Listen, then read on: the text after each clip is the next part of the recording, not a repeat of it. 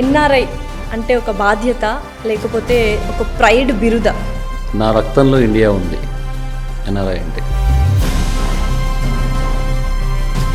కళావాహిని కూడా మీరు నిర్వహించారు అండ్ అక్కడ ఎక్కువగా ఆట కానీ నాట కానీ తానా సభలు జరుగుతుంటాయి. వాటి గురించి ఏంటి అసలు? What is the purpose of those సభలు? ఏం మిస్ అవుతున్నాము? మన భాష. ఏం మిస్ అవుతున్నాము? మన కల్చర్. మనకంటూ అక్కడ ఒక సర్కిల్ ఏర్పరచుకుంది, ఒక సమూహాన్ని, ఒక సముదాయాన్ని, డయాస్పరా అంటారు. మీకు తెలుగు రాష్ట్రాలు ఎన్ని ఉన్నాయి తెలుసా? 3: తెలంగాణ, ఆంధ్రప్రదేశ్, టెక్సస్. రియల్ ఎస్టేట్లో ఉన్న ఒక్క చేంజ్, అమెరికాలో ఉన్న ఒక్క చేంజ్ ఇక్కడ వస్తే బాగుండు అని ఫీల్ అయ్యేదండి. Single most change in real estate transactions is title insurance. So ఏది బెటర్ అంటారు? ఇప్పుడు ఇక్కడ జాబ్ చేస్తూ ఆన్ సైట్ క్యాంపస్లో ఏమైనా ఆపర్చునిటీ వస్తే యూఎస్ వెళ్ళడం బెటరా, లేకపోతే స్టూడెంట్స్గా వెళ్ళి అక్కడ స్థిరపడడం బెటరా? దానికి రెండు రకాల సమాధానం. ఒకటి ఏంటంటే,